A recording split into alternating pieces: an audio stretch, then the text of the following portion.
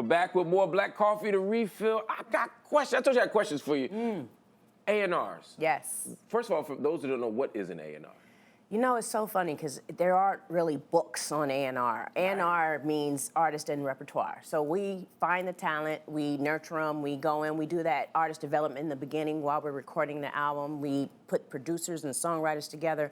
We are the beginning of the process for an artist when it comes to putting an album out. And how does one become one? Like, You know what? I hate to say it this way because it sounds so, I don't know, cheesy, I don't know, but I feel like God gives you that thing to be able to know what a star looks like or what an artist is when it's still rough. Or know, you know what, if I put this writer and this producer together, they're gonna make the right song for that artist, whereas it may not work for this artist. It's something that's in you, you know? I think for me, I look back over years and years of my life and I look back to see what what is your purpose? You always have to find out what your purpose is. And I look back and I said, you know what, in 3rd grade, I was giving concerts on the side of school at recess. Okay, then I played classical piano I said, okay, I'm supposed to be in music, so what is that? So as I started getting older, I started realizing I really love to work with talented people and creative people. And I like pulling them into whatever I feel they need to be writing about or trying to help them get to where they want to go. So for me, I think it just kind of fell into place. But when I first heard of an A&R person, it was when I saw Def Jam with Crush Groove and seeing Russell and Rick Rubin being an A&R person. And I was like, I want to do A&R because I want to sign a LL Cool J or I want to be an art, you know. And that's when it started for me. What artist are you most proud of? Ooh, Chris Brown. Chris Brown, I think mainly because there was a lot. I mean, from Montel Jordan, that was the first song I ever put out, This Is How We Do It, as an A&R person. But then also working with Scarface on The Fix or doing Rush Hour. Rush Hour 2, 1, Nutty Professor, all those were great.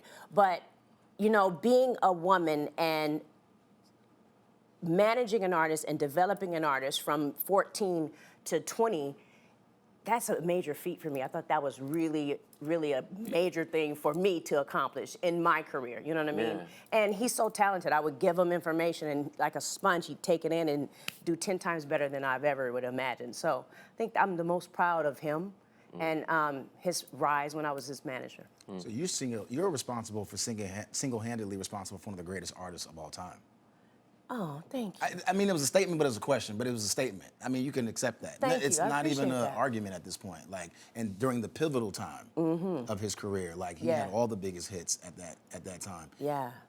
It's safe to say that you have a great eye for talent. Like, what other ambitious goals do you have? Do you want to, like, instead of running a label, owning your own? We talked about ownership, Ava earlier. Do you want to own your own thing one day? Is that the next step for you? You know what? What I would love to do, I love these questions.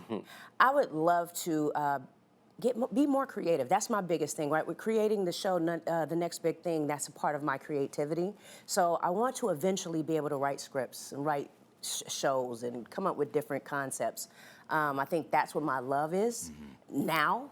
I will always be in music in some capacity. I'm the vice president of A&R at Empire, so I still get my hands dirty in that and sit in the studio and work with that. But I think at the end of the day, I don't necessarily, unlike others, want to own a label. I never wanted to own a label.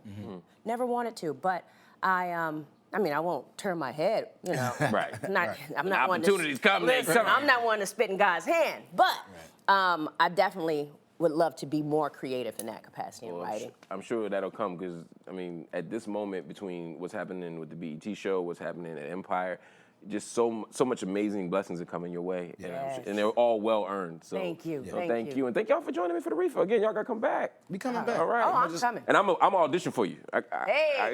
What? You finna bust a move? Do something? Not right now, but afterward, after the after show. Okay. He did what he's doing now.